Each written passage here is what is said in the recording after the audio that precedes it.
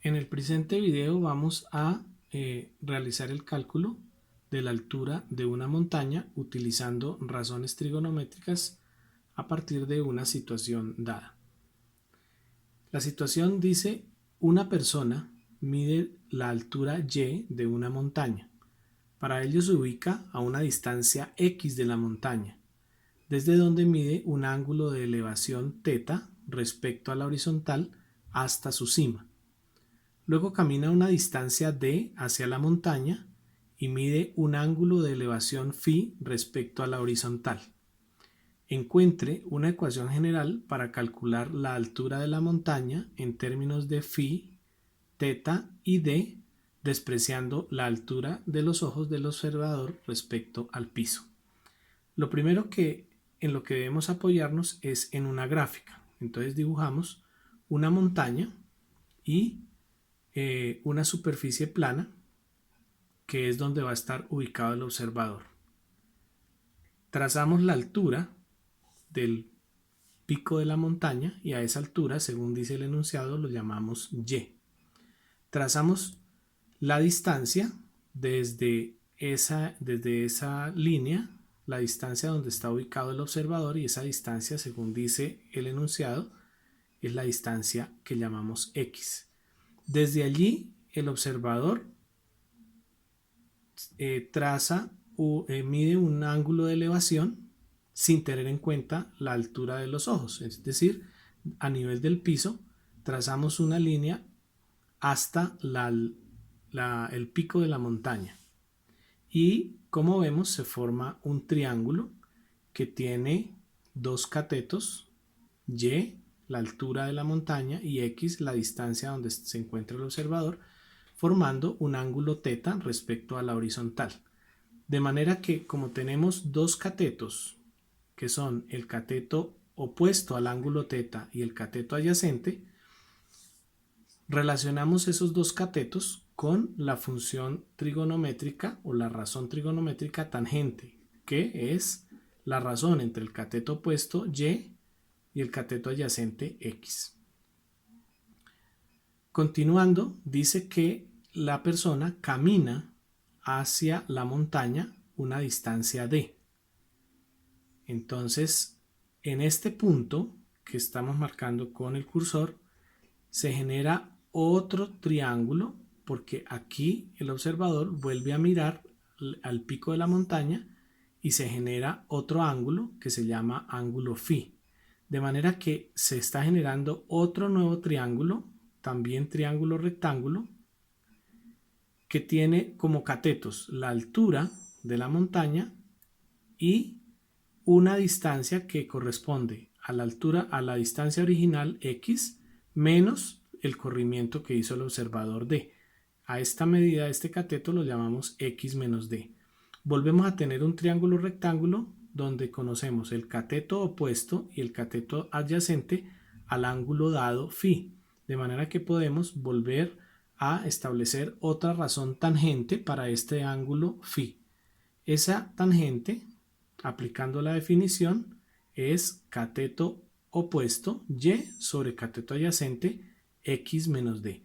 De manera que a partir de la geometría de la ilustración tenemos dos razones con las cuales debemos encontrar la altura de la montaña. Entonces, a partir de la primera razón, tangente de θ igual a y sobre x, vamos a despejar la variable x. ¿Cómo lo hacemos? Pasamos x a multiplicar y pasamos tangente a dividir, de manera que nos queda x despejada como y sobre tangente de θ.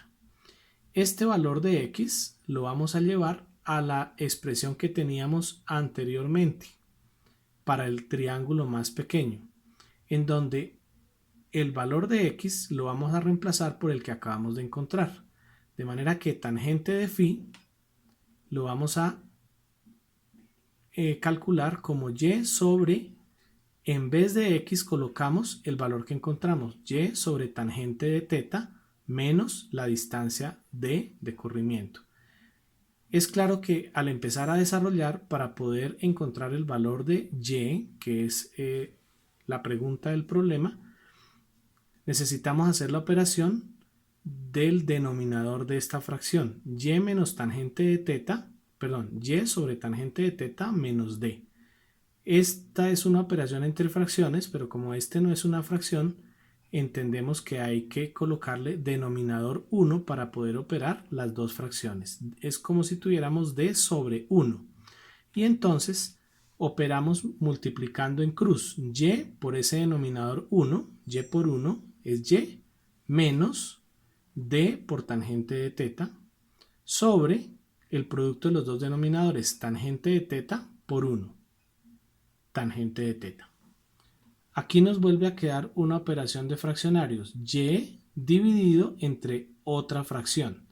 Para eso sabemos que esta y tiene denominador 1 y hacemos extremos por medios. Los extremos es y por tangente de teta, estos dos valores, y por tangente de teta, y como la y no tiene denominador o es denominador 1, 1 por esta diferencia que tenemos acá, de manera que nos queda en el numerador y por tangente de teta y en el denominador y menos d tangente de teta.